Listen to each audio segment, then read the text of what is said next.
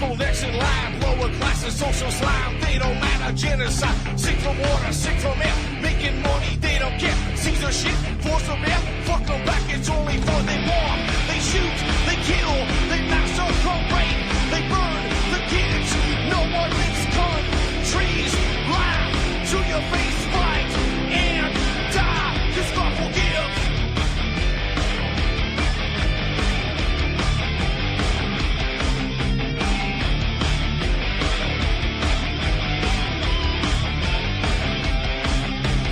Selling lies and buying time, killing people next in line, lower class and social slide, they don't matter, genocide, sick from water, sick from air, making money, they don't care, see their shit, force a bear, fuck them back, that's only fair, they bomb, they shoot, they kill, they massacre, rape, they burn the kids, no one makes countries laugh to your face, fight, and die, cause God forgives, yeah. Coming back around again.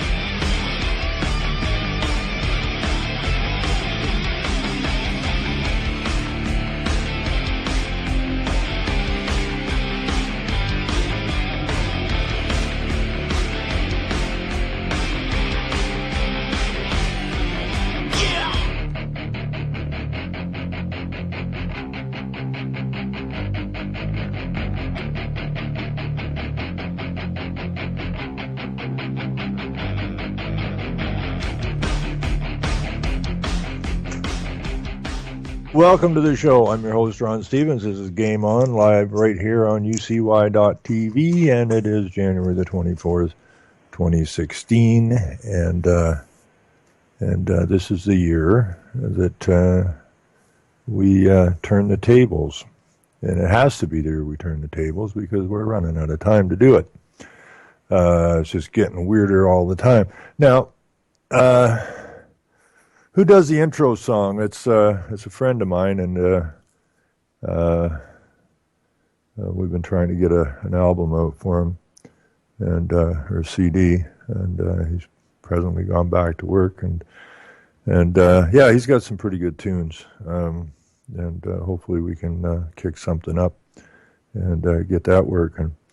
I want to apologize to everybody for last night. We had some technical problems, and it happens. It's Skype and it's digital, and it's the world we live in now, supposedly. And digital is great as long as it's working. And that's the really scary part about the digital world, right? They got their finger on the button now, as they get everything tied up to computers. And they can pull the plug anytime they want on any aspect of your life, and and they can make any stupid excuse of why it happened, and so that's the other reason we got to push back here in 2016. Our water, our food, our electricity are just a button away from being shut down, and therefore we are not these so-called communities and neighborhoods that like us to believe we are. They run the show, and we have to get control of it back. Yes, I got a thing here from Vince. It was Duck's fault, and I want to make that announcement too. I have noticed over the years when we used to do shows on Blog Talk Radio years ago, which I couldn't stand all the background UN ads that were popping up while we were doing the show. Had to get out of there. But I did notice when we were doing the show even way back then that once we got usually got into a subject of great depth, or really shining light on a particular subject, that our show would start to break up on us. That was the other reason I got the hell away from Blog Talk Radio. Everything's so censored, it's nuts. And that's why I like UCY.tv so much. Haven't had any censorship problems here whatsoever, and I appreciate that because there's too much of that even going on these so-called freedom networks and truther networks and all this. There's still an awful lot of censorship going on in a lot of these places. So in that sense, I really like UCY.tv. Besides, we've got a great chat here. People tend to stay more or less on subject, which is nice. The people participate in what's going on in the show, which is also nice. And it's a great little network, and I'd like to see it grow a lot because it really does deserve to grow. Now, back to this, it's all Duck's fault for a second. Yeah, it is, because I don't know what happened last night. I mean, he said he was white or something, and all hell broke loose. So if you're going to say the word white from now on, please use it in as a derogatory fashion as possible, and maybe we'll be fine with that. That's how bad it's gotten. I mean, that's really how bad it's gotten. I watched a video last night after the show out of Britain. I think it was Luton, Britain or something, where the Muslims have moved in. And this is the problem, okay? I don't care how heartfelt you are about what you see on the news about Syria or all of these refugees. This is all staged, folks. It is a inside job, if you will, okay? And it's one of the plans to take the West down from the inside. Now, when you have all these Muslim people saying that this is our country, it's not your country anymore, we're taking over. This was in the video. I mean, these people were extremely rude and nasty, and lots of them, and they basically move in and take over a particular area. And they expand out from there. Where we're not having enough children for replacement population, those that are moving in are having, 2, 3, 4 times the population. So, I mean, if you do the math, not core math, but real math, you'll see that the plan is to dwindle our numbers and dwindle our influence until you become the minority in your own so-called country. And and it's all part of the UN plan, and it's all because it's a UN plan. When I say UN plan, I'm talking about, you can put in Kissinger, you can put in Soros, you can put in Obama, you can put in every president and prime minister on the planet. You can just go on and on and on with it. So when I say the UN, I mean, if you don't understand what the UN is, go to the UN sites and look around and see what all is connected to it. I mean, it's massive, and it's a huge spider web. And we're the flies, and they're trapping the flies in the web, and we have to be extremely aware of that. So this idea that when you have Christian churches opening their arms, and we have right here in our own town 3 churches got together, and they're going to sponsor Muslim immigrants in here because they care. Well, if they did care and they were of a Christian nature, then they would understand the Muslim problem. And the last thing they would be doing is sponsoring these people in here. Having said that, I have no animosity towards any man or woman. I don't care. I don't even care if you are white. Okay, we'll let the white thing get by right there. But I don't care what you are. Okay, I don't care I don't care what background you come from. I don't care what color you are. But religion. Okay, you got to understand religion. Religion is set up as a deceiving program to deceive people. It's set up to control people, and that's the purpose of it. Okay, that's got nothing to do with a creator. Okay, I'm talking about religion. Religion is just as evil as the bar or the bankers, just as evil. Okay.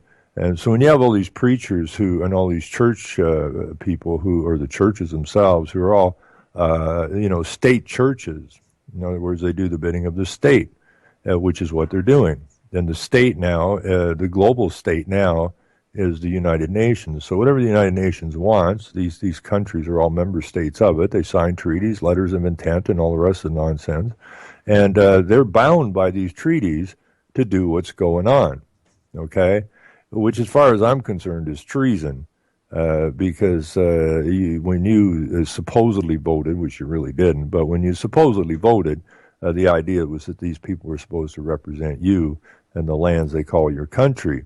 And they have absolutely no authority whatsoever, especially without telling you, to be running around cutting treaties and that with parties outside the country without your express consent. You would need to have something, some kind of referendum during a so-called vote or something of that manner, so that the people are completely informed about what these people are, your so-called elected officials are up to. It's completely outside the scope of their duties, and it's a deception, it's a fraud, and it's a breach of trust, and a breach of trust is treason. So there is not a politician that I'm aware of who is not guilty of breach of trust, which is treason. And the big part of the breach of trust is none of these people that you supposedly elect ever tell you that they don't represent you, and they can't represent you anyways. One, it was the fictional entity that did the voting. You just worked as a proxy. So you say, well, I voted for you. Well, no, you didn't. Okay? You acted as a proxy for the legal entity, which actually was the vote. So none of these people represent you. They don't take an oath to you, the voter. They take an oath to the state, or in Canada here and the rest of the Commonwealth countries, they take an oath to the Queen, to serve the Queen. In America, they serve the state. Well, you aren't the state, okay? And so none of these people serve you. They can't serve you. If they do serve you, they've broken their oath. Okay, some people say, why don't they do what we want? Well, because they don't give a damn what you want. You don't even factor in to what's going on, and that's something that people have to wrap their heads around immediately, if not sooner. So, again, I'm not a racist by any stretch of the imagination. There's a guy down in Kingston, a white guy, that's been causing me considerable trouble, and I don't know if that would be racism. If I tackle him on the street, I'll probably track him down. I'm going to hide out by the turtle crossing fence down along the road by Kingston there and see if he comes along. Then I'll jump him. Just kidding, of course. That was just a shot at Duck, who I love. He's done a lot, man. I gotta give this guy so much credit. He's the guy that got me on UCY. He's got me some really good guests in the past. I mean, he set up the show we did with Dr. Carly. So hats off to all the hard work that Duck and the effort he's put forward on this show. But the problem goes back to religion. Okay, is someone from Syria a threat? No. Is someone from China a threat? No. Not as the man or the woman, they're not a threat, okay? It's when they get tangled up in their religious vigor or their political agendas, then they become a threat, okay? But a individual man or woman who is not part and parcel of this game is of no threat. And, do we just blanket... make a blanket saying that all of whatever group of people is bad? As individual people, no, but once you get a group of people together with the same mindset, it can get a little twisted, which is what's going on here. And they're being encouraged and they're being paid. That's the sad part. When I was on the west coast of Canada back in the mid-late 70s, the number of East Indians coming in here, and they're just flooding in. And part of the deal was that once they were in, they could bring their parents in and stuff. And don't be surprised if the very same thing happens with this Muslim invasion, is that what was going on out there is they would bring their elderly parents to Canada and hold them here for 5 years in order to get their citizenship. And as soon as they got their citizenship and they were 65 or older, they got the pension. And that pension is transferable to wherever you're at. So they would bring these older people in, pick up the pensions, and then in a lot of cases send them back home to take the money back to India. And that kind of crap just isn't acceptable, or it shouldn't be acceptable. And so you're getting fleeced, you're getting bled, you're getting bankrupted, not for your betterment, but for the betterment of those who are specifically brought in here to destroy our so-called Christian nations. And part of the Christian nation is the American Constitution, which is in the process of being absolutely ripped to shreds. And so we got to push back this year. There's no ifs, ands, or buts about it. These are our lands. I don't go to India and I don't go to some Muslim country and say, well, you have to do things our way. We don't recognize your law. You have to recognize our law. And I highly doubt that the government of any Muslim country would be putting out big bucks to bring whitey into their country, especially a Christian whitey. So we have to understand what's going on. It's that simple. Now, D Light sent me a note last night because I've been looking around for Morris Strong, and you can put your ears over, or this, I got to tell Doc to put his hands over his ears because he's, don't bring up Morris Strong again. Well, D sent me this thing because I didn't know where this guy died. Morris Strong died. I figured it was in China because that's the last place I know of him being at, and he's been there for a long, long time.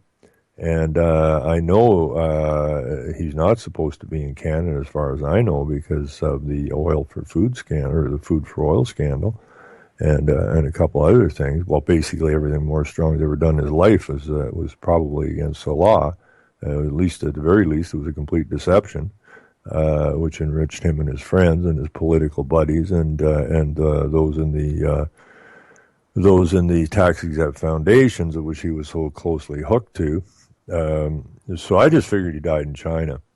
But D sent me his obituary last night, which is this just poses more questions. It answered. I don't even know if he died in Canada.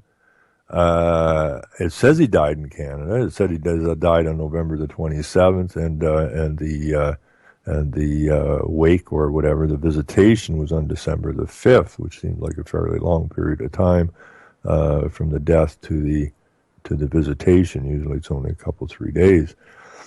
But there was no mention of it in any newspaper in the entire country that I'm aware of. This guy was tied to all the Politico. He's on the Privy Council. So, Brian Mulroney signed us onto his Agenda 21, and immediately after signing it, put Morris Strong in the Privy Council.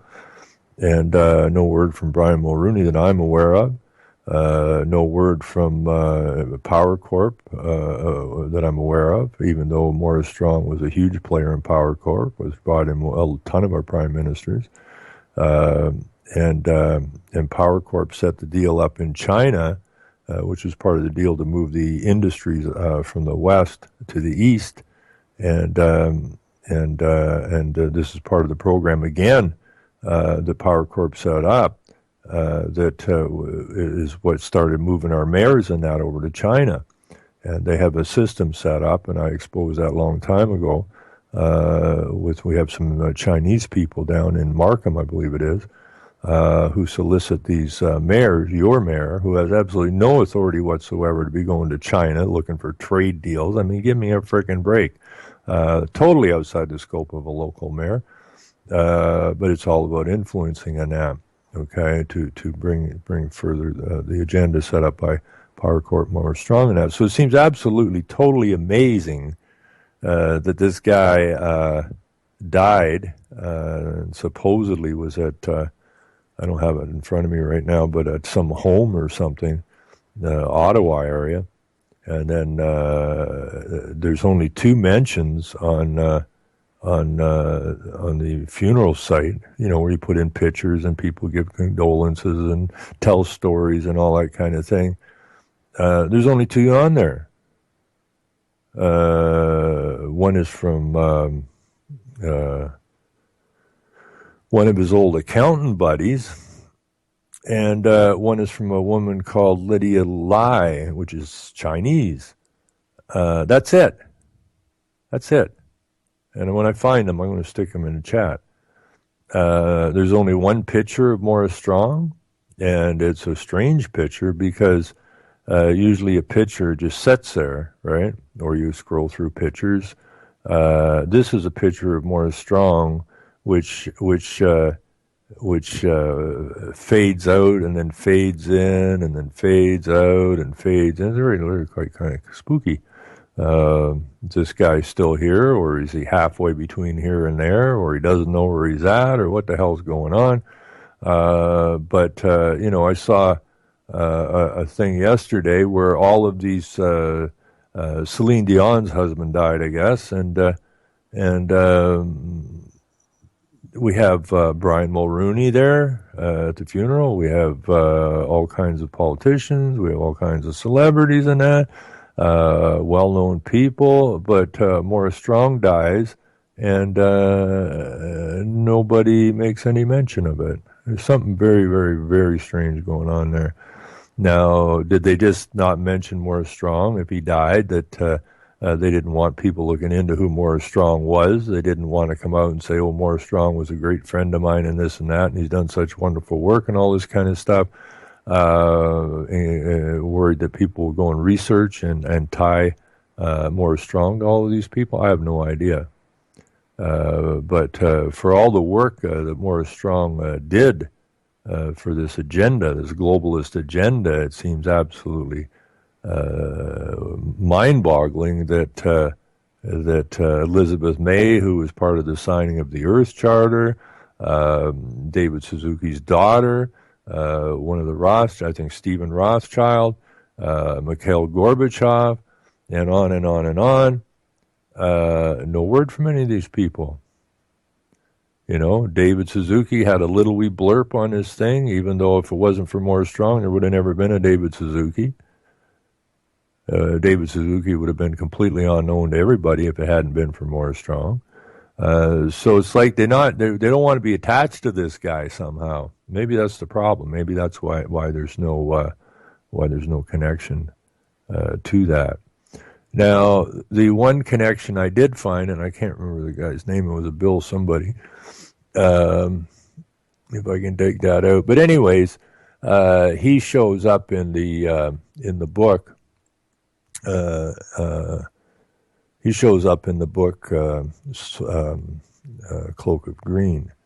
There's a mention of him in the book Cloak of Green. So again, I really, really, really, it's a bit of a slow read sometimes, but it starts out slow, but it kind of picks up. There's a lot of data in it, and it gives you a really good background so that you absolutely understand the link between the big business and the environmental movement. Very, very good stuff. Now, I saw a thing go by also that something about, this Trump thing. I can't even look at Facebook right now because all it is Trump, and this Palin woman. But somebody put in some, what he thought was a rather astounding find that Donald Trump is tied up to George Soros. Well, no surprise there. The guy's trying to be a politician. There's no such thing as a clean politician. Okay? They're all hooked to something, or they wouldn't be there. And they've all sold their souls to do the bidding of whatever, or they wouldn't be there. It's as simple as that. So this idea that Trump is America's hero, and that Trump is going to be the man to turn America around and get America back, better give your head a shake, because you ain't playing with a full deck if you think that Trump is going to turn America around. Okay? Ain't going to happen. This is up to the people. And it's time to quit looking for heroes. You're the hero. Okay? You're the hero. And your neighbor's the hero. And his neighbor's the hero. And your son or daughter are the heroes. And your grandma's the hero. And your grandpa's the hero. We got to get this down to the point that people understand that this job is up to us. and not up to politicians, because it ain't ever going to play out in your favor. Let's see now. I got a call last night. I was just getting ready to go to bed last night, and I got a call from India, which kind of struck me as odd. I've had calls from Britain and Scotland and different places, but I never had maybe I have had a call from India before. I don't know. Anyways, I got a call last night about 2:30 in the morning from a gentleman out of India, and you could tell he was out of India because it was very difficult to understand.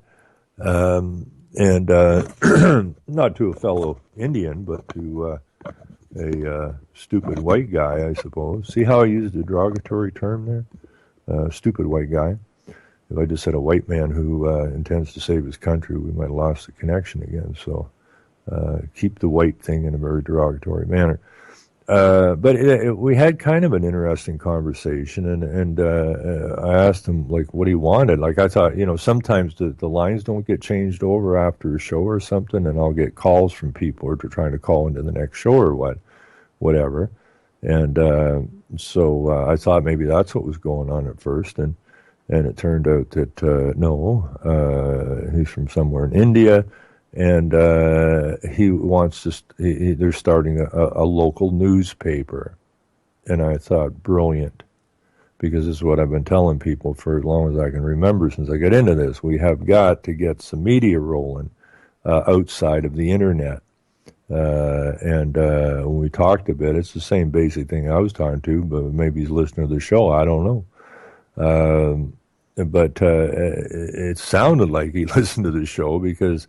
What he's saying is they want to put a newspaper out in their town to deal with what's going on at the local level and tie it together and keep a light, a very serious light, shining on the local councils. And that's what we have to do. And he wanted permission to use articles or whatever in the paper, fill your boots.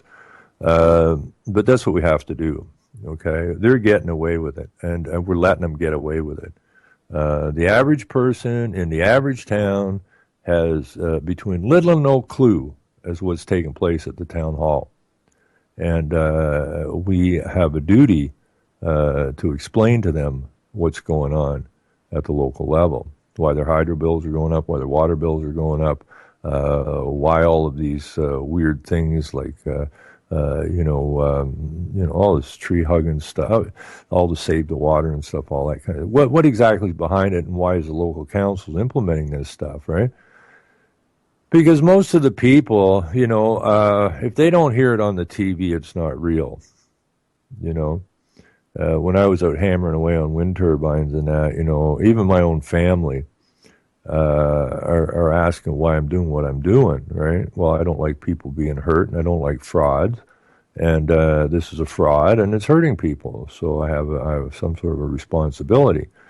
And this idea, well, it doesn't affect me, that doesn't make you not responsible, because sooner or later something's going to come along that's going to harm you, and you're going to be looking for people to stand up with you. And if everybody just goes, well, it doesn't affect me personally, so tough luck. And that will go back to the, when they came for so-and-so, I wasn't one. And when they came for so-and-so, I wasn't one. And then when they came for me and I looked for help, there was no one left, kind of attitude. And that's the attitude we got to take. We got to stand together. Your neighbor's problem is your problem. And that's just the way it is if we're gonna survive this thing. So the idea of a local newspaper is absolutely on tap. I'm going down to Guelph, Ontario, to the University of Guelph on this coming Saturday, I guess. I won't be speaking down there, but there will be a fairly good slate of speakers down there, and it's a milk symposium, if you will. Michael Schmidt will be down there. There will be some scientific people down there, and I think there's some lawyers coming into there, and so on and so forth. And because we just about got this paper ready to roll now. And but time, there's only so many hours in a day, so to set this up with people. But see, when I'm trying to get the paper going, you can't just. It's very difficult to just go start a paper all on your own accord. It's just something that requires editors, and you can't write the entire paper yourself. That makes no sense. And so you need some people involved in it. And I've listened for so long to people, well, we got the internet, we don't need that. Well, trust me, you need that. Okay, you need it badly. And so hopefully we can get a first issue out here in the next month. But right at the minute, I'm scrapping with my financial institution, who seemingly has been influenced by my local municipality. And we're having a bit of a problem with them right now. And so besides all the deceptions and the lies and the turnarounds and the flip outs and stuff like that they're pulling off here, we have to deal with that right away and get a handle on it. So the plate is very full right now, and but we just keep trucking along because, well, you have to. So, yeah, just anybody that it's not really difficult to fill up a paper. Like I said before, we got I think it was a 12-pager, which you can jam a lot of information into, a 12-page tab, and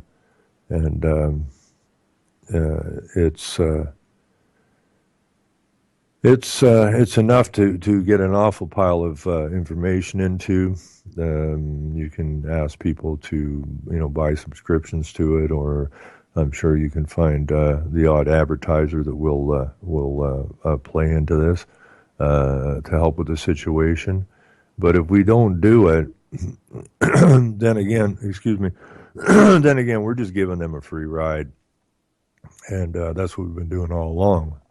And that has to change. I mean, there's enough people out here now that absolutely get it, and therefore it's time to go. There's a lot of people out there that you will find, I think, that are just waiting for this to hit. Okay, they're just waiting for some real information, and it's so good now. Everybody's being pressured hard. And people are starting to really complain, but they don't exactly know why they know why they're complaining, because they're getting bled. There's so many hands in their pockets now. It doesn't matter how hard they work. They're still going backwards. So they're ripe now. They're ripe. They're absolutely ripe to receive real information that counters the information they're getting from the present local rags, because there's a newspaper out there that I'm aware of, that at a local level that is really countering what is being presented in the local rags on a regular basis. So, you got 12 pages. You don't have to fill it with ads, and you don't have to fill it with hockey scores or broomball scores or curling scores or any of that stuff. Leave that for the local papers to do. Unless you have a friend, of course, who is into sports or whatever, and you want to do a story on them, that's a different thing. So, if you pick up a local rag and it's 20 pages or 24 pages or whatever, and you pull out all the filler, you'll find that 12 pages is probably more than what they put in of useful information. So it keeps the cost down. And like I said before, the price I got, and you may get it cheaper, was I think, what was it, $702 for 12-page black and white, and plus tax. I mean, that's pretty damned inexpensive. And then color, you're going to add $150 plus tax on the color. So you can run it out for 7 something or 9. Depending on whether you use color or not. And so that's very, very, very inexpensive. I mean, that's really inexpensive. You get 10 friends together, and each throw in $70, $80. You got yourself a newspaper. And And I do believe once you get them going, you're going to wonder why you didn't get it going a long, long time ago. And I think you will find that the positive feedback you get is going to be a whole lot more than maybe you imagined it would be. And so these are things that we can do and that we need to do.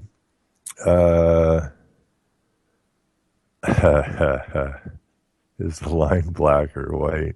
That's why we use color. So, but it's time. It's just absolutely time, folks.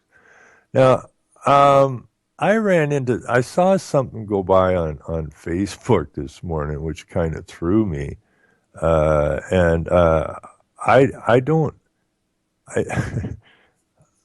It really threw me. And it was about no more women in the Olympics or something. And what the hell is that? And apparently,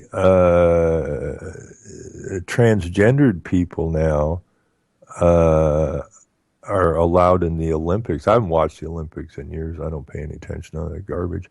It's all staged nonsense. It's all about we are the world, coming out of the United Nations and that. And I don't really deal with much of that. I do appreciate good athletes, but this is so convoluted, it's ridiculous. So I saw this thing about transgendered people being allowed in the Olympics. And this just strikes me as ludicrous, for one. And but then on the other hand, it makes absolutely perfect sense, because this is what they're doing. Okay, this is again all about depopulation, believe it or not, and transgendered people don't. I don't think they procreate. I don't freaking know. I'm not in that business, but it's just ludicrous that they blurred the lines so badly between what a man and what a woman is, that who knows, right? I mean, this is how ridiculous this world has become. That so, anyways, I don't trust a lot of these things on these truther network things. So I went looking, because I've seen stories that are plastered all over the internet. And then when I go and try to find a solid line to the story, you can't come up with one. Somebody took a little bit of information or just made up a story, and the thing flies, right? So I was looking around here, and we see Olympic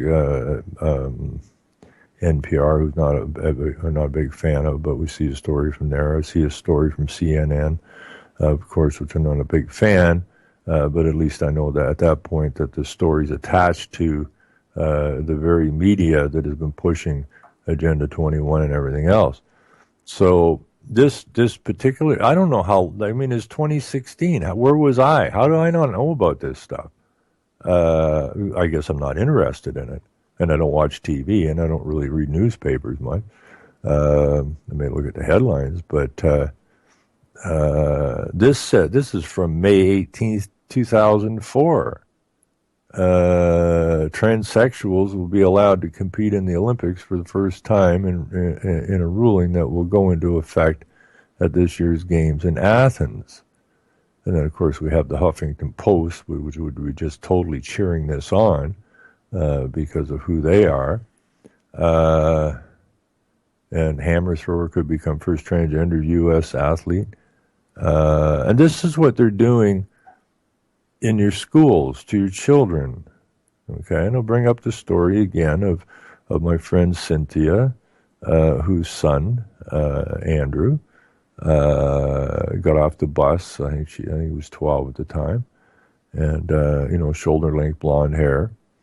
Young kid, good-looking kid, and when his mom went out to meet him at the bus, he got off the bus, her jaw dropped, and, she looks at her kid and goes, what the hell is that supposed to be?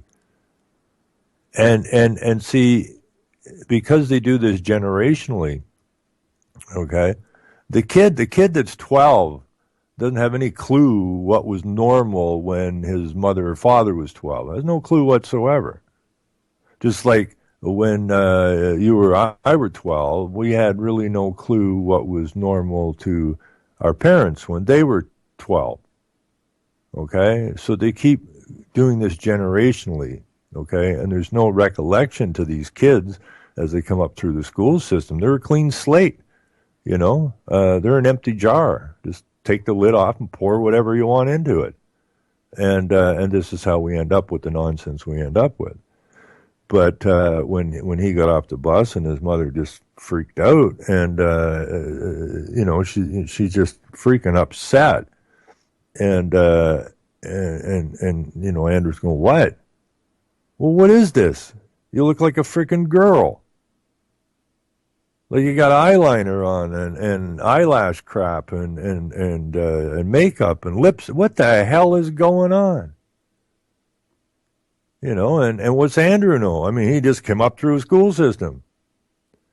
He didn't know anything. So the teachers are teaching this is perfectly normal.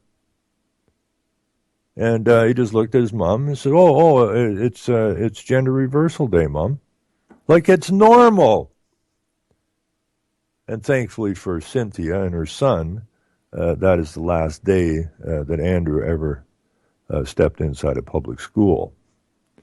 And so that was a parent that did the right thing. And we have to get the kids away from this nonsense. We have to get them away from these bad influences. We have to get away from the propaganda and the brainwashing. And I'll bring that one up again too, because it's the more I think about that particular TV series, the more relevant it gets by the day. And that is America with a K, shot in 1987. It was put out in 1987. The very same year, they always do this crap, the very same year that Our Common Future was launched on the public. And same deal, okay? And that was a prelude to Agenda 21. And that America, it's a long haul getting through that thing. It really, truly is. I think it's 13 hours.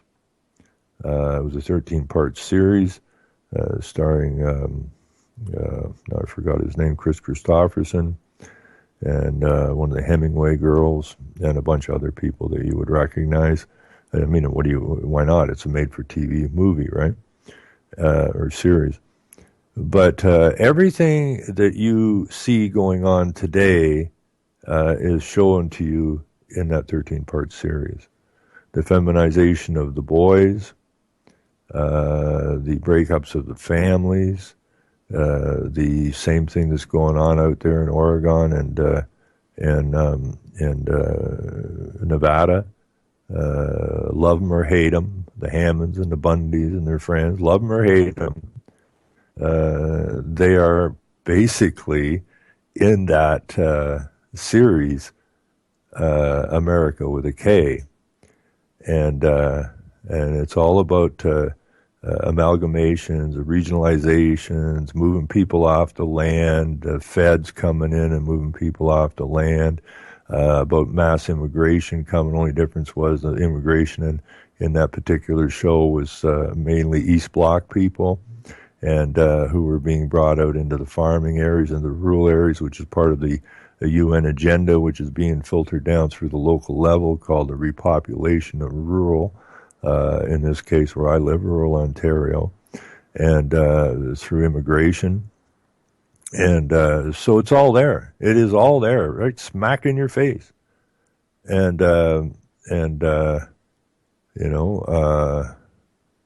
in the end, Christopherson is going to do a radio broadcast or a shortwave broadcast or something, and they just told him not to do it. And he just looked at him, and he went ahead and they shot him.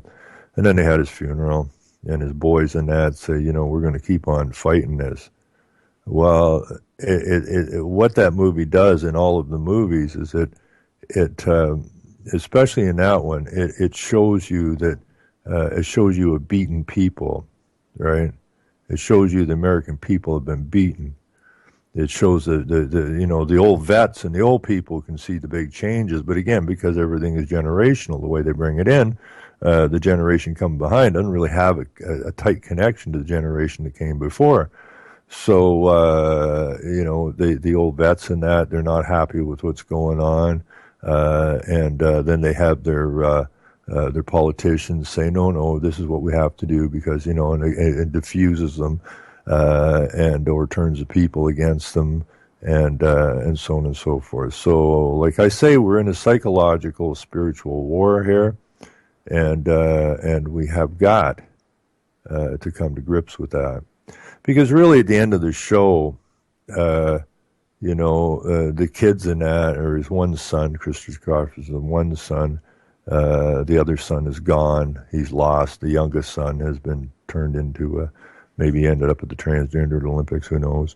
But he has the one son was just a couple of years ahead of the youngest son, and the youngest son, the older son was still wearing blue jeans and jeans and sneakers and the 1980s hairdo, but the younger son was totally feminized and totally taken in by the school system and the propaganda. The older son still had a sense of what he was supposed to be about him. So in the end, basically, the thing ends up with these people that are saying, well, we'll continue to fight, when they're really not fighting at all. Okay, they're really not fighting at all. They're being backed up. And the basic gist of the story was, this is what's coming, and there's nothing you can do about it, And they had some scenes in there where Black Hawk helicopters or whatever and come in and blast the shit out of stuff to keep the peace, so to speak. And but it's a very interesting movie because it shows you about the arts, the influence and the part that the arts plays, the universities play, the school system plays, the political system plays. The medical system plays, and it starts out rather interesting because, again, it's the same year that Our Common Future was unleashed on the world, and Chris Christopherson, having been an independent politician, ends up in a whatever you call it, a camp where they realign your brain, I guess, and re-education camp, I guess you would call it. And when they're going to get out, they have to take an oath to the flag, and the flag is the not the Canadian flag, the American flag on the one side, the Russian flag on the other side, joined together by the United Nations flag, and that is the New World flag, okay, where everything has been joined together. And this is what he takes an oath to, and the other people in the re-education camp are forced to take an oath to. Now, if you go back to the tax-exempt foundations, I know I repeat this stuff a lot, but it needs to be done. The Norman Dodds, the Reese Commission, when they're trying to find out what the tax-exempt foundations are actually up to, and these are the guys that started the Trilateral Commission and the Council on Foreign Relations, the Club of Rome, and so on and so forth. These are men of great wealth who are using their great wealth to influence. So when he's talking to somebody from the Ford Foundation, and the guy from the Ford Foundation asks Dodds or his helper what it is that they're trying to accomplish, and he said, well, we're trying to find out what you guys are up to. And Ford said, the Ford guy said, it's pretty simple. Our job is the Sovietization of America. So in '87, when you have the American flag, the Russian flag, and the UN flag joining the two together, it's kind of in your face. Same thing with the 50 Senate hearings with Warburg when he's talking about the problem they are going to have because during the Second World War, Russia and America were allies. And then immediately after the war, when Russia wouldn't leave Iran, and everybody that was in the war had bases in Iran for supply lines and that, with the agreement that when the war was over, they would leave. Only when it was over, Russia didn't leave. Now, that's a planned event again, okay, in order to solidify the need for the United Nations. Okay, now we end up with the Cold War. Now we went from allies to Cold War, and now we went from allies to enemies. And as Warburg said, this ain't going to work. Because he said we'll have a world government by consent or by conflict. Take your pick, but we're going to have it. But the problem was, how are we going to get it? Because we got these two opposing superpowers now, which weren't opposing superpowers until we needed them to be until we needed opposing superpowers in order to give validity to the United Nations. So now we got this problem. So now we got to get down Iron Curtain gone, which they did, and the Berlin Wall had to fall, which it did. People are thinking this is a step towards freedom, when in fact it's just one more stepping stone to world tyranny and world slavery by a very small group of very influential people. The movie, that series, it hurt me watching the 13 hours of it, but you can skip through it. If you're any good at this at all, you know where there's going to be the dead parts, and you can pick them off and scoot around them, and probably watch each episode in probably 10, 15 minutes if you're any good at this, and get the gist of what's going on. So I highly advise everybody to, if you haven't watched the movie America, go watch it. I think there's a copy of it on my blog, CanadianTruths.wordpress.com. In fact, I'm sure there is.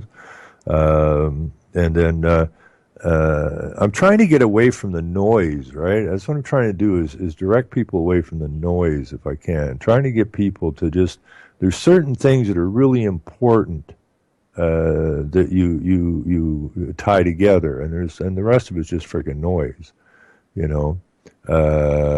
Hillary Clinton is noise. Donald Trump is noise. Obama is noise. You have no need to pay any attention to any of those people or anything they say or anything that's connected to them. Okay, they're in breach of trust. They're a treason bunch of dogs, and they're working for the globalist. So why you would spend any time going, well, Hillary Clinton, she had the email. I don't give a damn. And nor should you. Okay, because now you're discussing noise. And you're not gonna get nothing accomplished. So, there's certain things, like that thing I did last night or I tried to do before we lost the connections, tried to do on the climate change thing. Okay? Warburg again in the 50s said that we needed a new mechanism. First, we got to dump off we got to get away from this animosity between these two superpowers, which they're using again, because I see people in America all the time, oh, Putin for president. Well, what kind of ass would say that? Okay? You obviously don't understand history. You don't understand what the hell you're talking about. These are all players. All of them are players. So you need to get by that. But so I found it very amusing that the Weather Channel would actually put out the information verifying the findings of the book not Silent Spring, but The Sea Around Us by Rachel Carson, 1950. Same year Warburg was yammering off about they needed a new mechanism.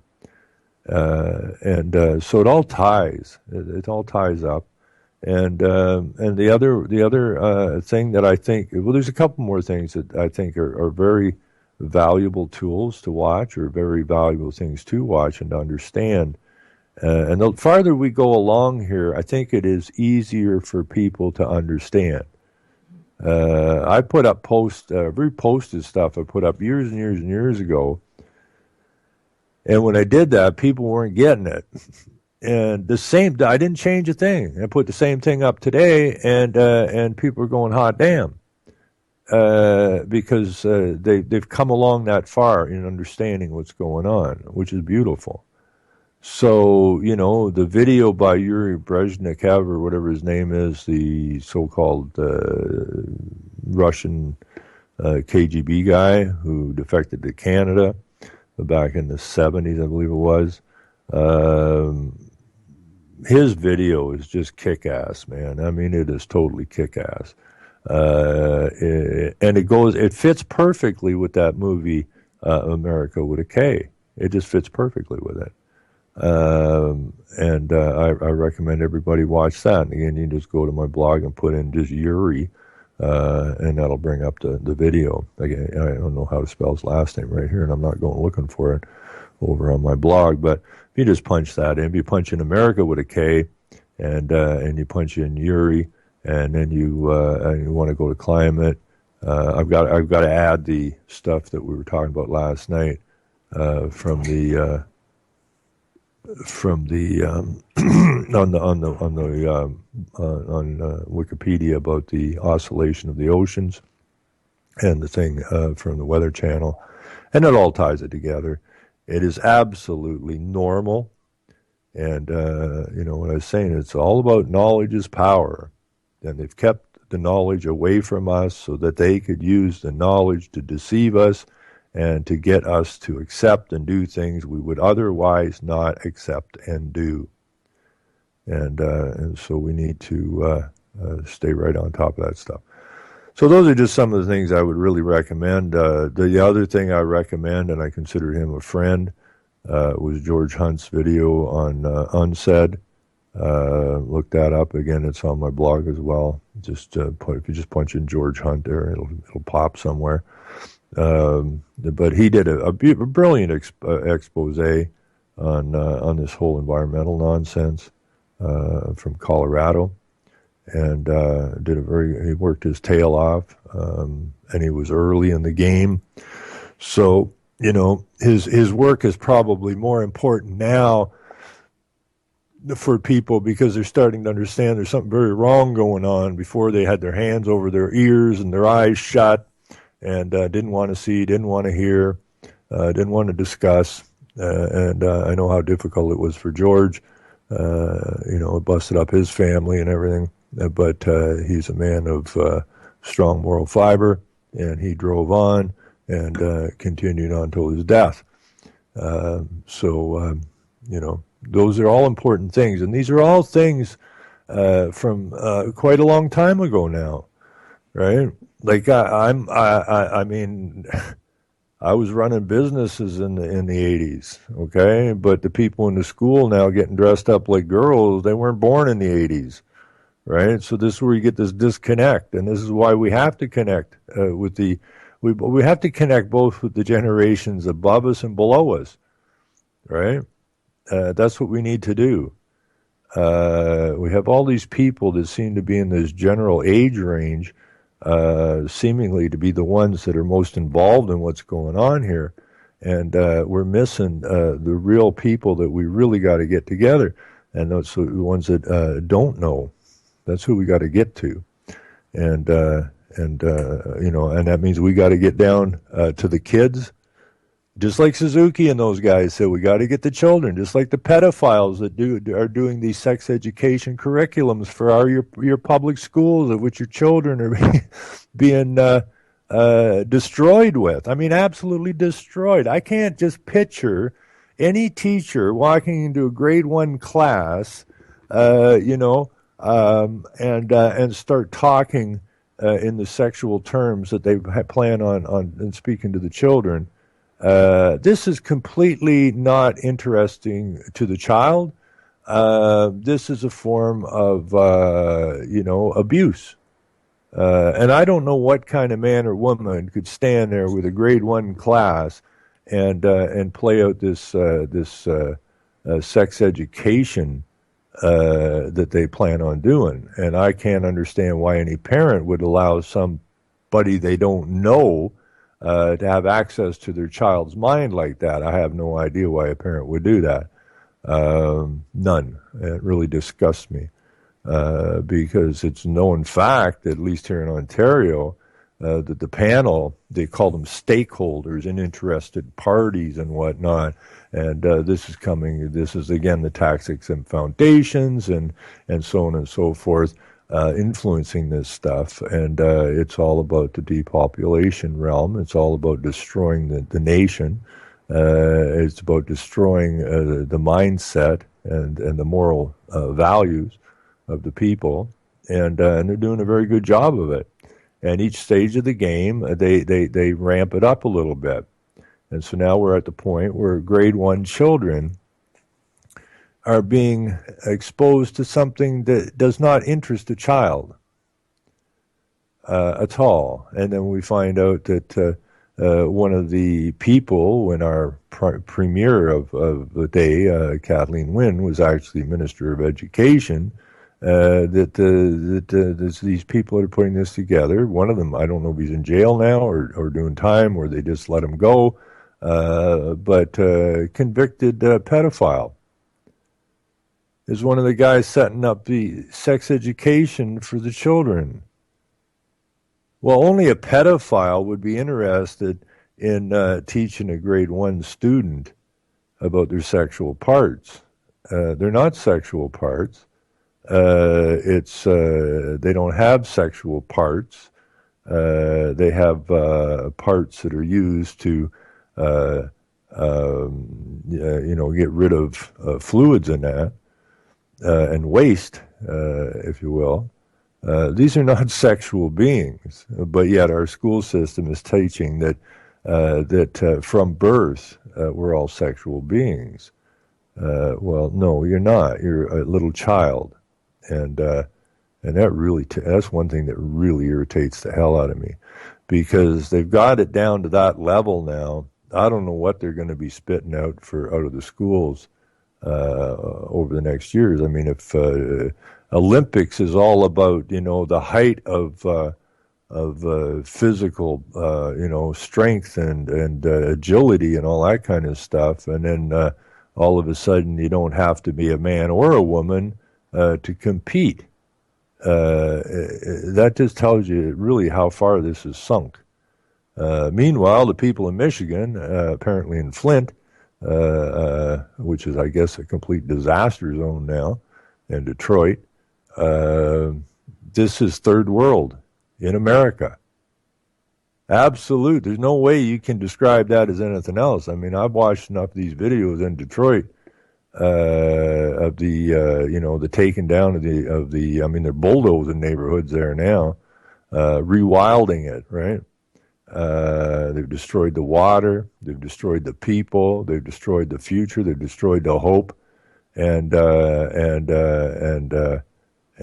looking to the United Nations, for God's sakes, the United Nations human rights, universal human rights, to come in and fix the problem. Do you not get any of that stuff, people? You're opening the door to the very one that is destroying you. You got to stop it. Most people, I mean, if they manage to take down the not the United States, I don't like that word, America, and they did do it in the movie America with a K.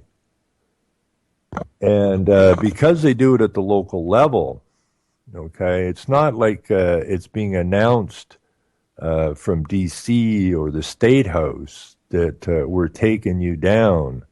That would make the people rise up. But they're doing it from stealth. And they knew, I mean, I've read documents from the United Nations, Rockefeller Foundation, other foundations, where they knew they couldn't just come in and take the West down, right? Because the West would push back, right? They have to do it from the lowest level, okay? And that's your local level, and that's why they call the program Global to Local, okay? And it's being filtered at the local level, okay? So it's made normal at the local level. And they propagate what's going on over at your neighbor's local level. Oh, look, they have a dog park. Well, shouldn't we have one too? Right? And these are all agents working. And then they go to your local council. Well, let us look into it, even though they've been told to implement dog parks or walking trails or this or that or the other thing. bike lanes, all this stuff. This is not coming from your local level.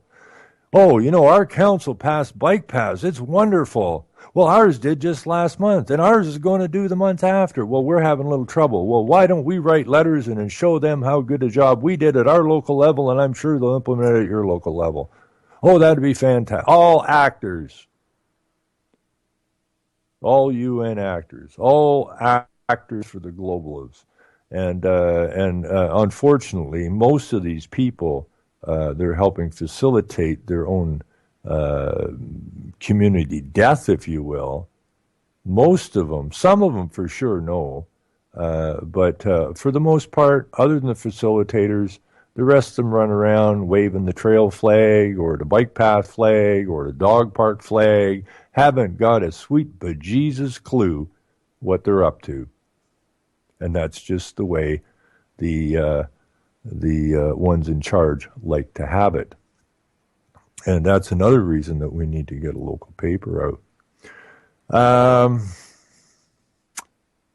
Let's see here. I really don't know. If somebody's got something they want to talk about, pick up the telephone or call in on Skype. What's the phone number here? It's 718-717-8296 is the phone number, 718-717-8296. If you've got something you'd like to discuss, because I would have really enjoyed last night, except we lost our lines. I don't know, we had 3 or 4 people on at once. It would have been, I thought, well, this could get to be fun. And then they wrecked it. Thank you, Microsoft, who now owns Skype, apparently, for messing up where I could have had some fun. Let's see here now. We did this, we did that, and let's see. I'm actually looking for that. I'll put this. Let's see here.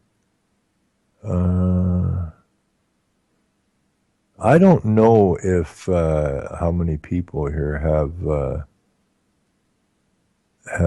Facebook or use Facebook, but I found this actually pretty interesting, and I like it really.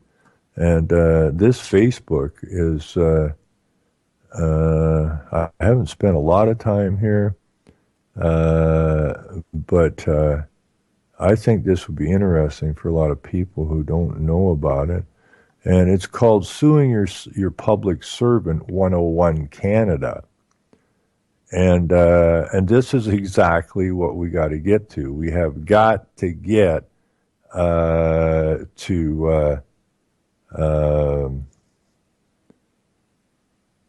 got to start writing paper on these guys. We have got to start writing paper on these guys. So I haven't spent that much time. I think I'll put one post in it. I only got so much hours in a day. But I like the idea of it.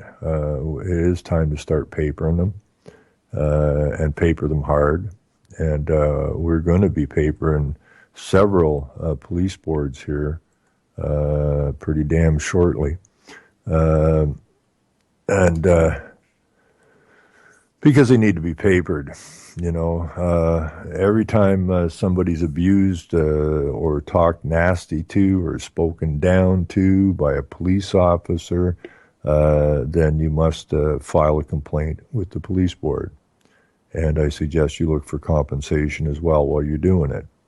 Their little boy has caused you harm, or their little girl has caused you harm, and as the parents, and that's how they stand. That is their legal standing. The police board are the parents of the police, who are the children. And you wonder sometimes why the police act the way they act. And sometimes you look at them and you're not making any sense. Why are you acting like that? Well, because they're spoiled children. Okay, and they can think they can get away with it. And we thought they were actual men and women, and that they were actually police who had some sort of authority. And that's when in reality what they are is they're spoiled children. They're bratty little children who think they can shove you around in the schoolyard, and there's no ramifications for it. Well, the ramification lands in the lap of not the bratty little child, but the parents.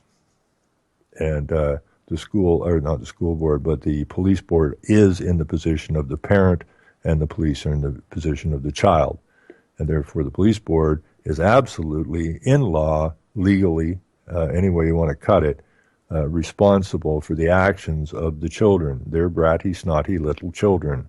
And so that makes them a really easy target because they're liable. They're absolutely liable for the actions of their children. I know over the years people have been trying to get police into courts and that, and it's almost impossible. Then they say it's in the public interest that we don't move this case forward.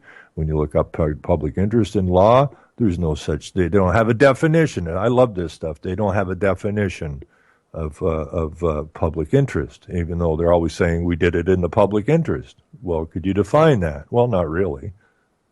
But it sounds good, doesn't it? So you don't really have a definition for this? Not really, no. But if we work it through, we can come up with a definition, kind of, which we refer to as the common good. But how do you get to a definition of common good from public interest when you say you don't have a definition of public interest? Well, the common good isn't exactly the public interest, but it's about as close as we can get to it. This is their logic. It isn't logical. So now, why do you use the word public interest then if you don't have a definition and you define it eventually through a bunch of hoops you jump through and use of deceptive language to get to the common good? Isn't the common good what came out of the Our Common Good in 1987? Well, there's nothing good about our common good except further slavery and tyranny. So if you're saying that the public interest, you have it related now down to the common good, okay, then anything that's done in the public interest is to the detriment of the public, the so-called public, which there really isn't any such animal as that either. So your common good is there to replace the idea of public interest, but common good, according to the documents, is not good for the common people. Okay, but then everything's asked backwards. So again, I really, I pushed it a little bit. I don't know if I mentioned this before, but I was going to pay the phone bill, and there was an ambulance out in front of the place, and we saw some, guys with the reflector coats and that on, going up into the alleyway, and when I went in there's a gurney there with two extremely large, overweight men, and a woman police officer, and around, I don't know what your town's like, but all of the EMS people, or whatever you want to call them around here, seem to be vastly overweight. They look like a heart attack's coming. And I'm thinking, how is it that these people who are supposed to be looking out for your health and dragging you to the hospital when you hurt yourself or something, how is it these people can look so absolutely unhealthy? How is that even possible? But it is. I went in there and said, what's going on? Like I thought when I walked up the alley, I would have found somebody that slipped on the ice or something. And that's why they were there. No, they're just standing there in the alleyway, kind of staring off into space. And I go, like, what's up? And they go, well, we got a call. Well, I don't see anybody. Well, they're up in the apartment. Well, so why are you standing out here in the alleyway? Well, we're waiting for somebody to hopefully come and open the door. Well, let's see now. Somebody called 911 because they were having some kind of a medical problem, and you're standing around out here in the alleyway waiting for someone to or not come to bring a key to get up in the building. But what's the story? Well, it's an old woman, and she said she can't get out of bed. All right, why can't she get out of bed? Would be the first question, right? And so on and so forth. And then I said, well, then why are we standing here in the alleyway discussing this why don't you take the door out? You know, I mean, it's an old building, it's an old door, it's got a normal pane of glass in it. So, like, I know I can take that door out with one good kick. And these guys are huge. They really just got to lean against the damn door and it's going to let go, or take the window out. Okay, but your responsibility is to get to this person that called 911. I'm not standing around here with thumb up your ass waiting for somebody to maybe show up with a key. And and the reason I did this was not to be snarky with them. I mean, if I was an EMS guy and somebody called and said that they were in some sort of distress or having some sort of problem, and I got where I was going, and there was a stupid little old door there, goodbye door, right? See ya. A door is worth nothing compared to someone's life. If I'm standing around here for 5 or 10, 15 minutes waiting for somebody to show up with a key, doesn't make me very responsible. Get the door out of the way. And when we get where we're going, if the person is just, screwed up or their back's out of whack and they can't get out of bed or whatever, so be it. You wreck the door. Easily replaced. And but if you stand around and when you finally get the key in the door and go wandering up the stairs and you find someone is in absolute duress, that could have been maybe solved quicker if you got there quicker, when you were already there quicker. It's not like you didn't get where you were going quicker. It's just somebody stuck a door there, which was easily taken out, and you let it do. Now, had it been some kids up there with some weed or some whatever they do now, been up there and the call had come in, the door would have disappeared in a hurry, right? But that's different because then you can drag somebody's ass into court, of which pays well to the system, and so that door probably would have disappeared in that sense. In the other sense, the sick person waiting for someone to come and help them we're into a depopulation realm now, and so it's okay to kind of hang around and wait for the key. It all depends what's going on at that particular time. And, in the old days, we didn't need EMS or EMS. We looked after each other. Most of the doctors, what they did was they sewed people up. They'd set bones. There was very little pharmaceutical stuff around. They may tell you to eat some chicken soup, or don't eat because you have this, or do eat because you have that. This is how you kill a fever. This is how you kill that. It was basically, the doctors of old were basically naturopath doctors because they didn't have a whole lot of these pharmaceuticals. And amazingly so, most people lived to be a pretty ripe old age, regardless of what the data says. At least the families I'm attached to. These were strong-willed, strong-minded people who absolutely knew the difference between right and wrong. They knew how to look after their own health, and if they ran into trouble, their neighbors knew how to look after their health and help them along. And if push come to shove, we may have to go find a doctor or something to get a little bit more, not insight, but another opinion of what we needed to do here.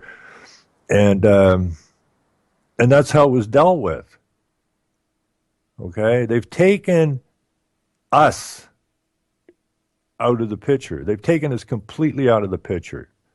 We didn't need police in the old days. Police are relatively new in history. Armies have been around forever. That was their force of law back there. But realistically, the idea of police is not that new a deal. I think it was late 1800s or something where the first police were enacted in Britain.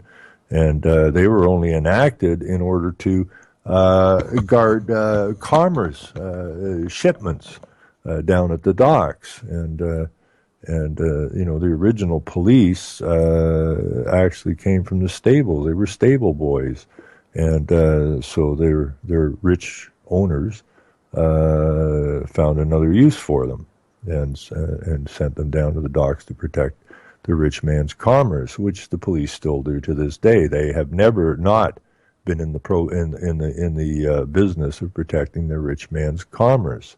This is all commercial, and you are a product, and you're not really a product. What you are is really an asset, like a tree or some coal or some water or something that they can access for their profits. And the police protect the same system that was set up in the beginning with the police, is to protect the commerce of the rich men. That's why when you see these protests, when people don't want a pipeline in, or they don't want fracking in their neighborhood, or they want wind turbines in their neighborhoods, who do you always see the police protecting?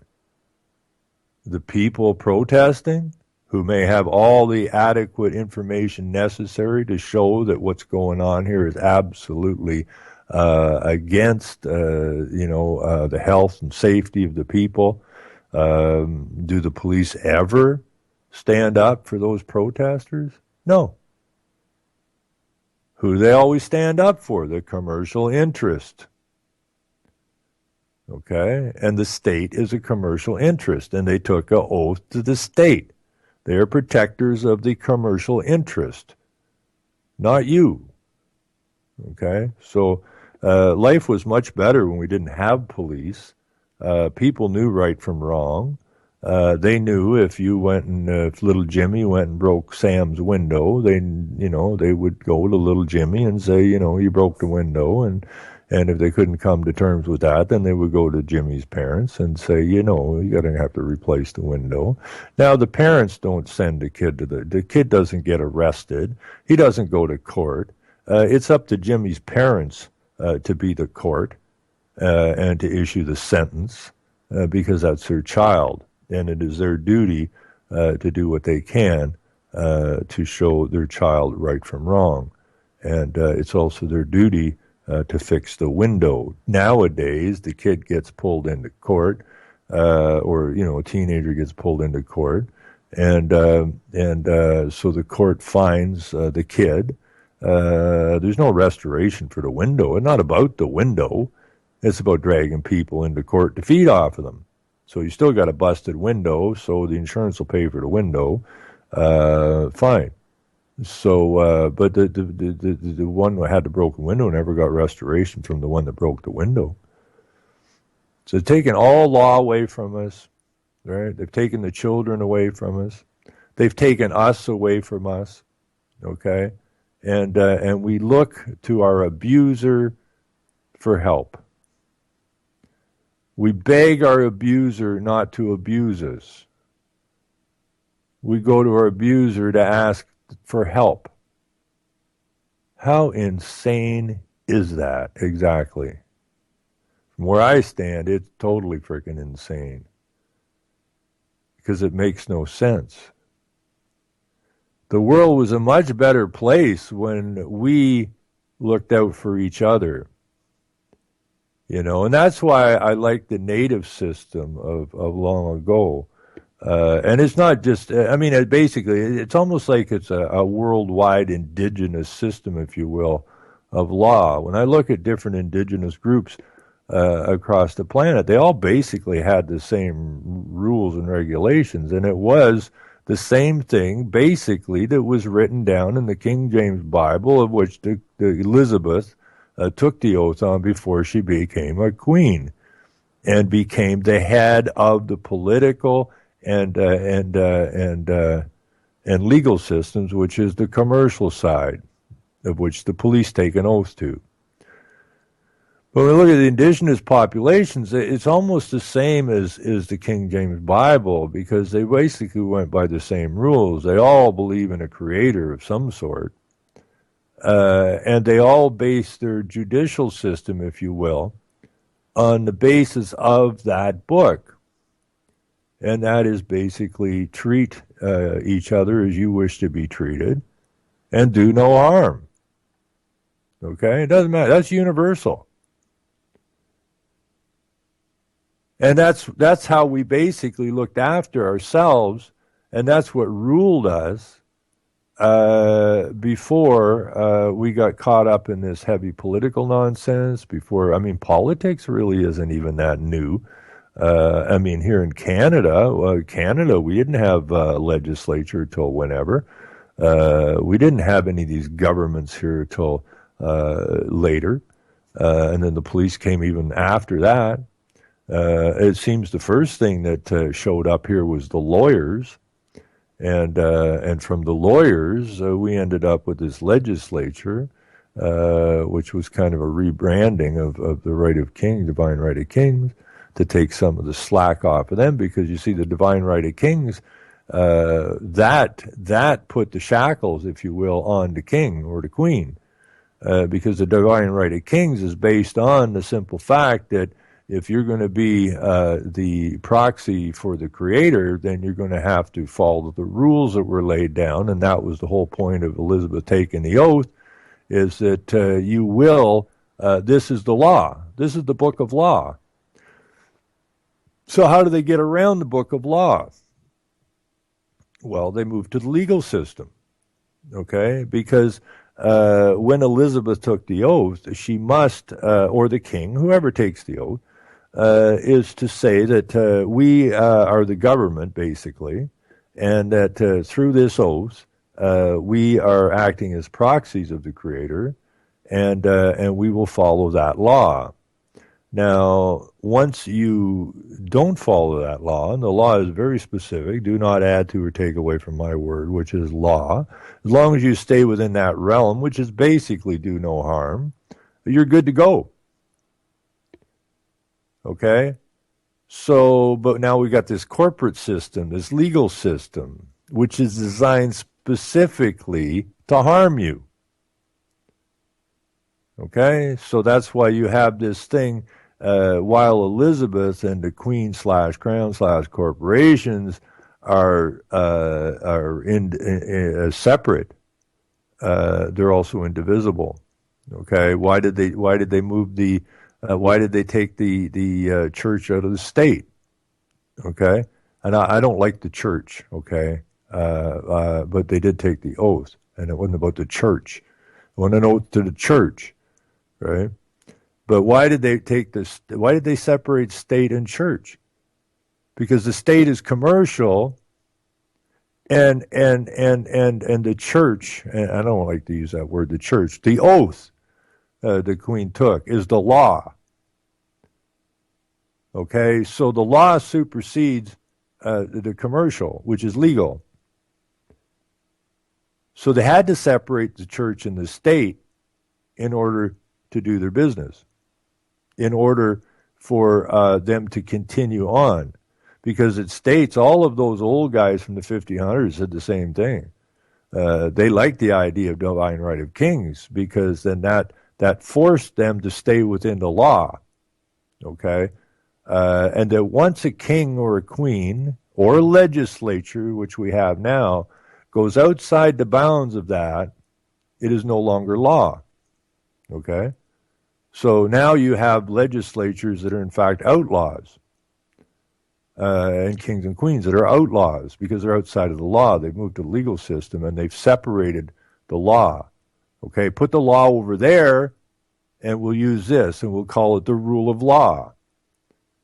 Okay? It's not the rule of law. It's called tyranny, is what it is. And that because it's tyranny, nothing that these people do is lawful.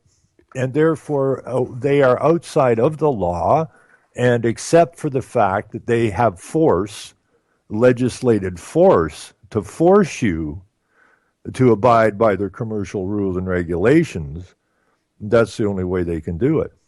Okay? Otherwise, nobody would pay any freaking attention to them because they're not lawful.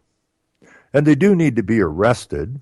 There's no ifs, ands, or buts about it, because the whole thing was set up as a fraud from the get-go.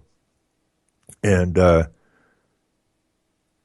hear people, we just got to go in the town hall and arrest everybody.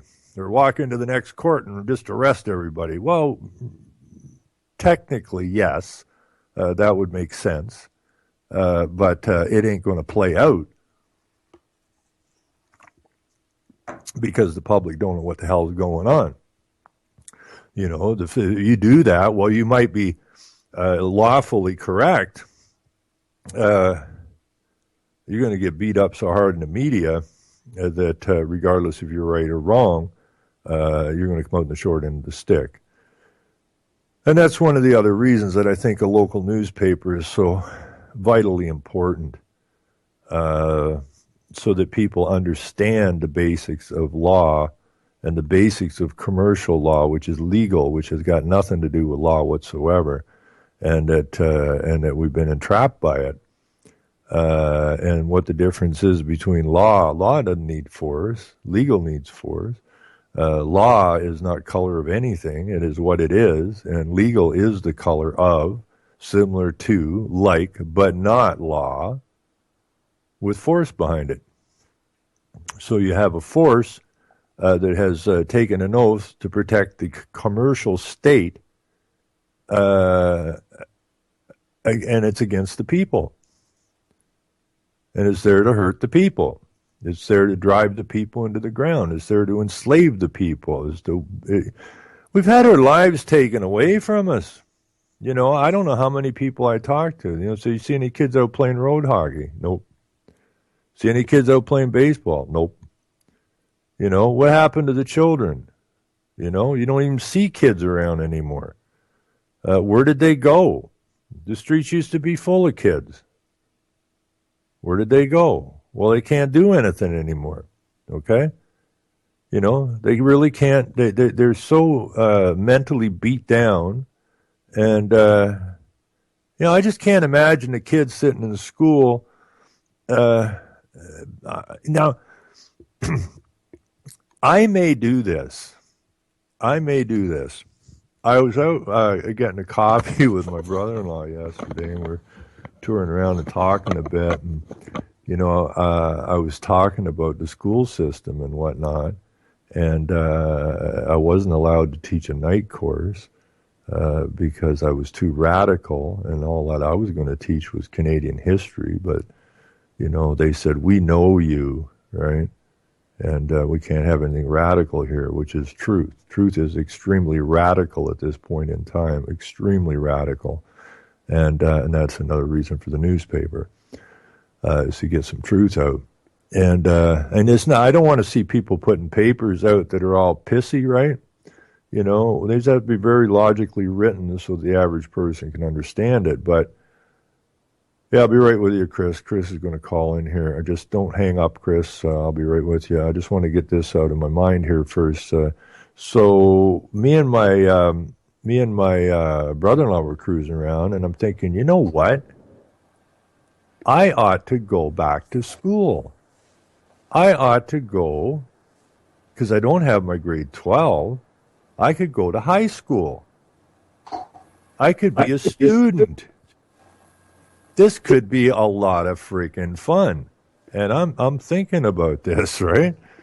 Here I am, 6'5", sitting in a desk in a grade 11 class. I think I could do this. Anyways, welcome to the show, Chris. What's up? Hey, just liking what you're talking about and enjoying the show. Yeah, I actually have a younger lad that actually, well, with what we're allowed here in Canuckistan, he has a wide array of BB guns and pellet guns and bows and arrows, and I let him go out in the backyard and use them sometimes. So what you're saying is you're completely irresponsible, radical, anti-government, anti-education man who is mentally abusing his children by allowing them to play with bows and arrows and BB guns. Is that what you're saying? Yeah, and then I got a complaint from a neighbor because he just almost killed a rabbit. He what? He almost killed a rabbit. I killed a rabbit. Yeah, but he almost did. He didn't quite finish the job because they wouldn't allow us to get powerful enough ammunition to do the job right. Well, no problem taking out a bunny rabbit with a pellet gun. Yeah, Learn to shoot straight. yeah. Actually, I had my BB gun out yesterday. I got a guy who's helping on his house there. There were things were on sale. It's heavy. Holy crap! A replica 357 Magnum, I guess, 6-shot revolver. And yeah, when I yesterday I was just waiting for somebody, and I just put in a CO2 cartridge and banged off the cartridge, and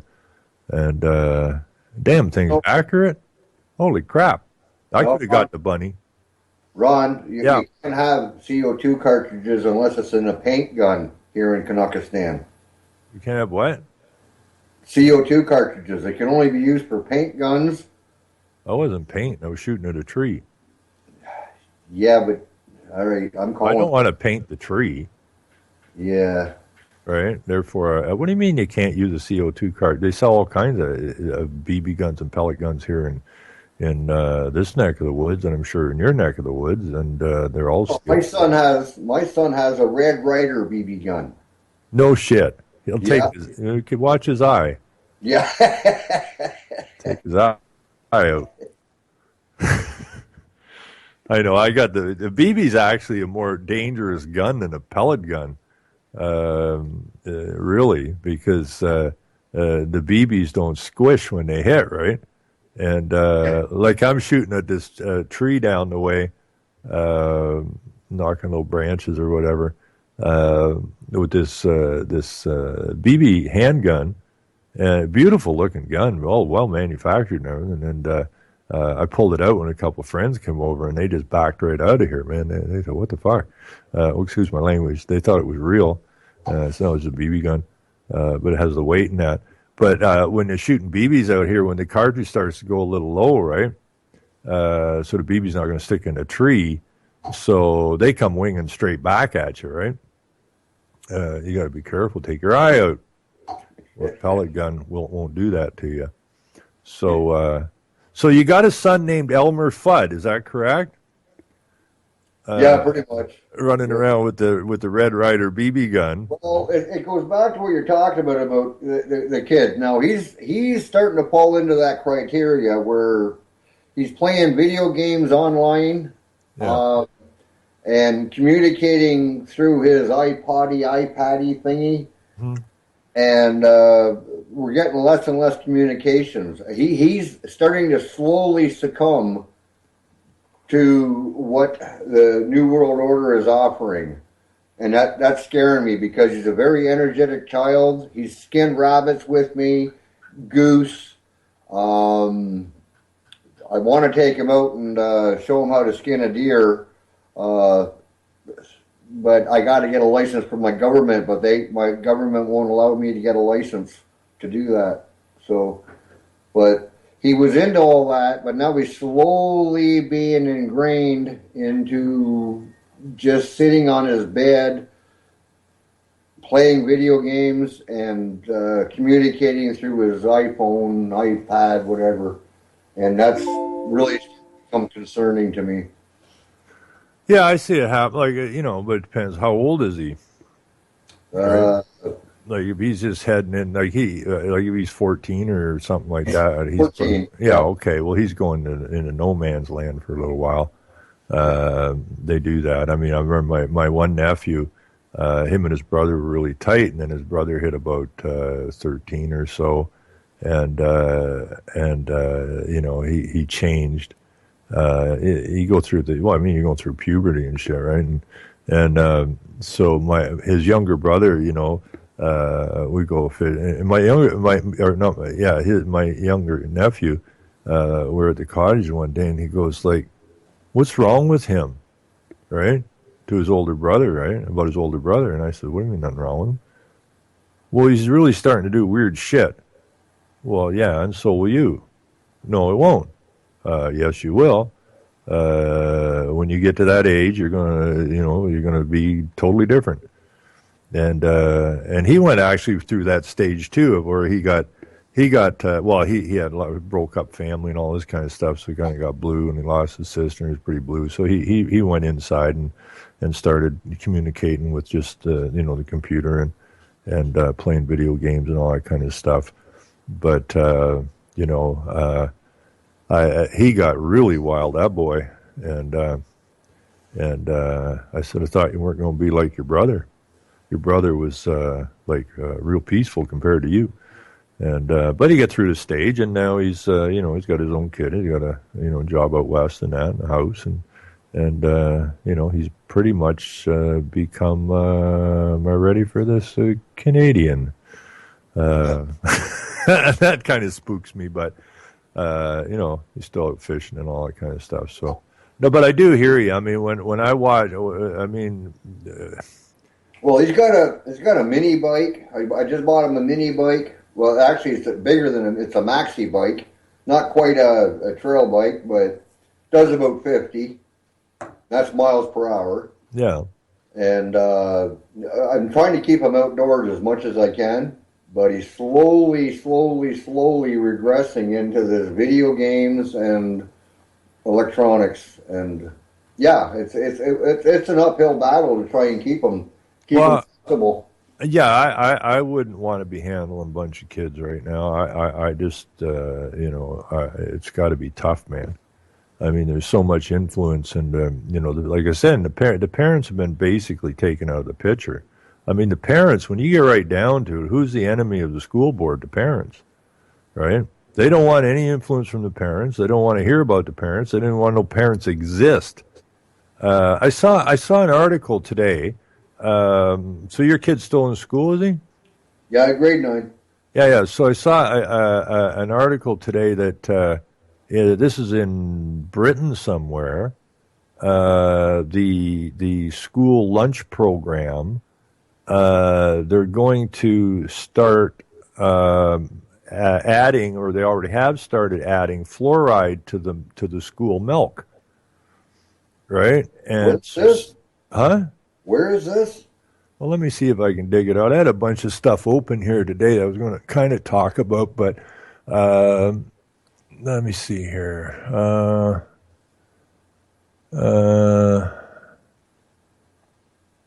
I'm going to, as I go, you keep talking. As I go find this, I'm going to, I just want to put this Morris Strong thing in here. This is the Book of Memories. Morris Strong. Apparently, nobody remembered Morris Strong, but take a look at that, people, because that's pretty spooky as far as where I'm coming from. Now, let me see here. Let's see. I try and have conversations every day with people about your processed food is nothing but empty calories. Cans are boiled to the point of no nutrition. You've got pasteurization of all your dairy products. And now you're telling me they're going to put fluoride in what again? In the school milk. Oh, here it is. Wow. This is January 24th. This is newswire.com or whatever. But this is... let's see, posted January 19th in Health. No, I don't know exactly, but this is what it says. It says Blackpool Council has approved plans to add fluoride to school milk. More than 8,000 primary children will soon be given fluoridated milk intended to help tackle poor dental health, despite all the damning evidence showing how dangerous the poison fluoride is. Ingesting fluoride has adverse health effects, and it is simply not true that it helps prevent tooth decay. Even if it could, would you want your child drinking a neurotoxin? The move is part of the town's free school breakfast scheme, and parents will be able to opt out of allowing their children to be given milk. The BBC reports Blackpool councillor Tony Williams, who has concerns over the plan, said mass medication should not be allowed. Councillors approved the scheme, and a group will be set up to implement it. The group combining Blackpool Council, Public Health England, Blackpool Teaching Hospitals, NSS Foundation Trust, there's a trust, and oral health charity, the Borough Foundation, another foundation, will oversee the scheme. So in this, we have the public health, which is a WHO takeoff. We have the Blackpool Council, which is implementing Our Common Future and Agenda 21. We have the Blackpool Teachers Hospitals, which are up to their ass in this stuff. We have the NHS Foundation Trust, Oral Health Charity, and the Barrow Foundation will oversee the scheme.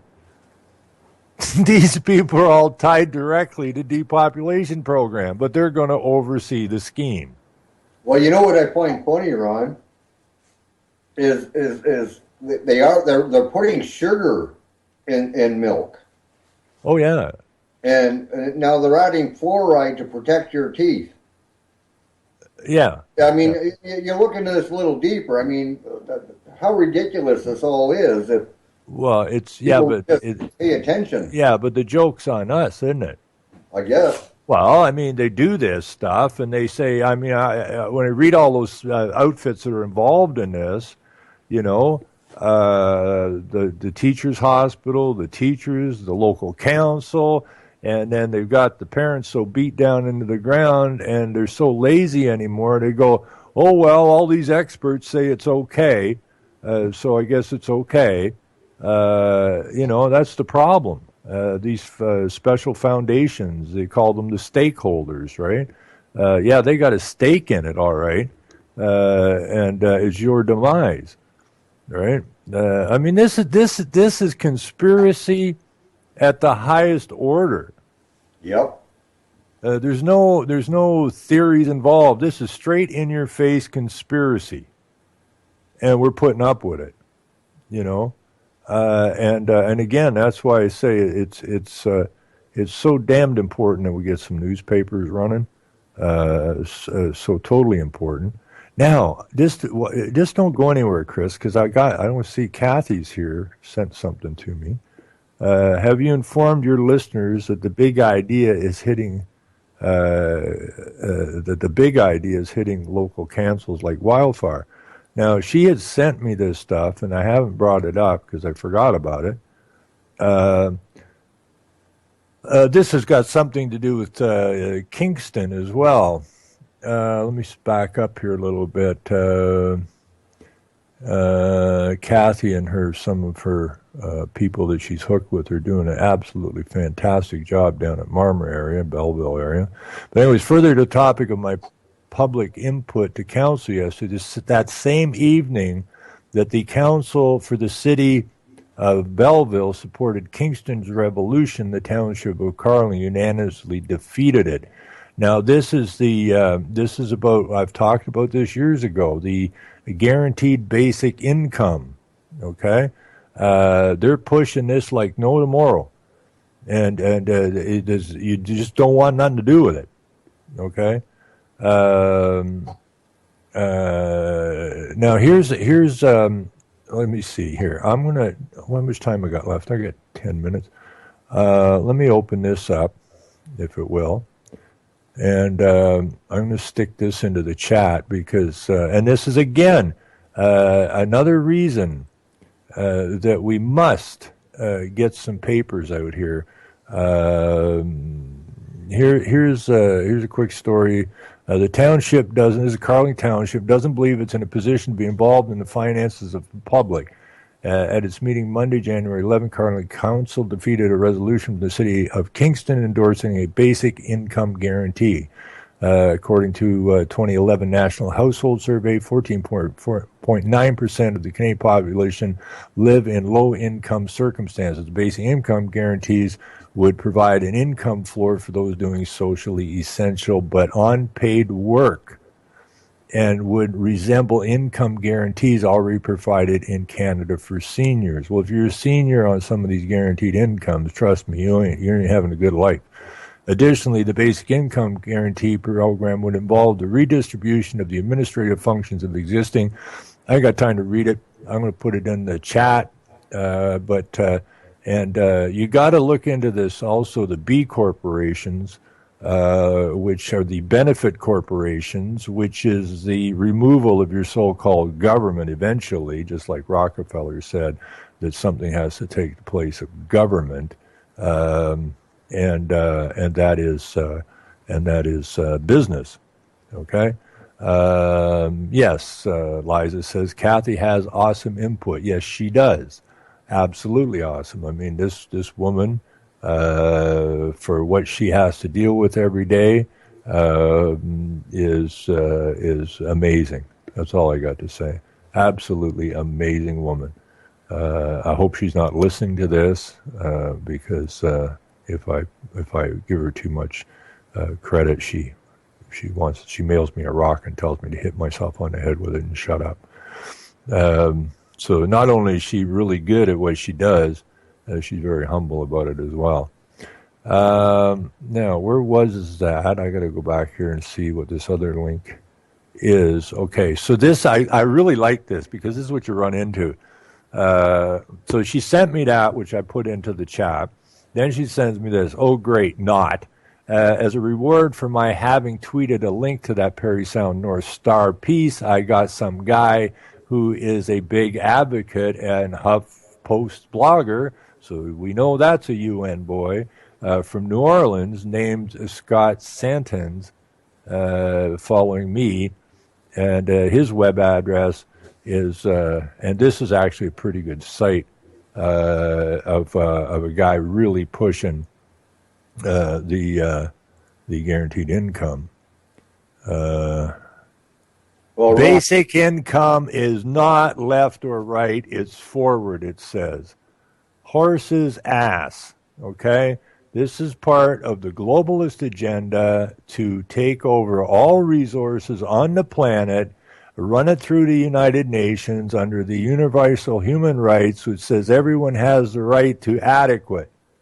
In other words, the United Nations is being turned into the global trust, okay? And they will control everything.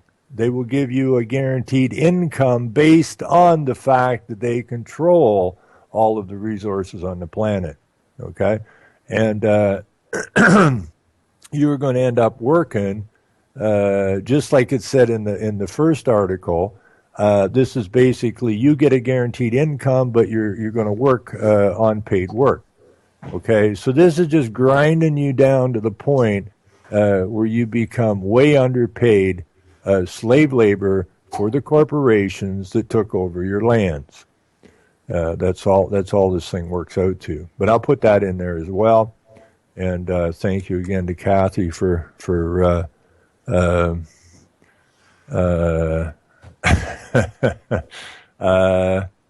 yes, I do, Kathy. Have you got it here? Kathy just sent me a note. Do you want to read the actual resolution? Yes, I would love to, dear. Ron, that's okay, no, I don't have. How long is it going to take, Kathy? If you've got it, you're coming in to read it because we got about 7 minutes. You should be able to swing that. So we're going to get Kathy in here as soon as I get this open. Where did she go? And she can read it to you. Hey, Kathy. Kathy? Hello, Kathy. Hey. Hey, girl. How you doing? I actually have a copy of the generic resolution. Have you got time to read it? Yeah. Okay, I'm just we pulling it up. got about 6 minutes max. I don't know if we'll get through it or not. I can try. Okay. Well, you read it, and then if you got a link to it, we'll stuff it in if we don't get it done. I don't have a link to it. Okay. Well, then we'll just read away. I'll shut up. And what I did is I just pulled what the resolution was out of Carling's agenda and took out the specific township name. Mm-hmm. So here's how it reads, and I'll read as fast as I can. Whereas the corporation of, insert your municipal corporate name here, received a request for a resolution of support from the City of Kingston with respect to the basic income guarantee. And whereas the 2011 National Household Survey confirmed that 49.9% of the population live in low-income circumstances, and whereas income security and inequality continue to increase as a result of precarious employment. And whereas existing income security programs have not proved sufficient to ensure adequate, secure income for all. There's that adequate word. Yeah, and whereas insufficient income, income insecurity and inequality have well-established strong relationships to a range of adverse public health outcomes and are root causes of many social ills, such as illiteracy and shortfall of educational attainment, chronic stress, alienation, and criminal activity, all of which undermine the social fabric. And whereas a basic income guarantee would reduce income insufficiency, insecurity, and inequality, and ensure everyone an income sufficient to meet basic needs and live in dignity regardless of work status. And whereas anyway, it goes on and on and on. So shall I keep going? Yes, please. Okay. People need to hear this and understand it. Yeah. Okay. And whereas a basic income guarantee would provide an income floor for those doing socially essential but unpaid work, supporting the choices of those who engage in it. And whereas a basic income guarantee would provide additional direct personal income, which would be spent locally, thereby revitalizing local economies. And whereas a basic income guarantee would enable individuals to pursue educational, occupational, social, and wellness opportunities relevant to them and their families. And whereas a basic income guarantee would support entrepreneurship and job transition for those trying to establish a new productive role for themselves in response to a persistently changing economy. And whereas a basic income guarantee would resemble income guarantees already provided in Canada for seniors that have contributed to health and quality of life improvements in this age group. And whereas basic income has been studied in Canada for approximately 40 years and has demonstrated improved physical and mental health and educational outcomes, and whereas a basic income guarantee program would involve the redistribution of the administrative functions of existing income support programs to the nation as a whole and to senior government partners in the same manner as Medicare and the existing seniors and children's programs. Now, therefore, be it resolved that the Council for wherever endorse a national discussion of a basic income guarantee for all Canadians. And be it further resolved that the Council for whatever encourage the provincial and federal governments through their respective responsible ministers, including the Ontario Minister of Health and the Ontario Deputy Minister in charge of poverty reduction, to work together to consider, investigate, and develop a basic income guarantee for all Canadians. And be it further resolved that this resolution be forwarded to the Association of Municipalities of Ontario and the Federation of Canadian Municipalities, including the Big City Mayors Caucus, with the request that they include proposing a basic income guarantee in their respective engagements with the provincial and federal governments.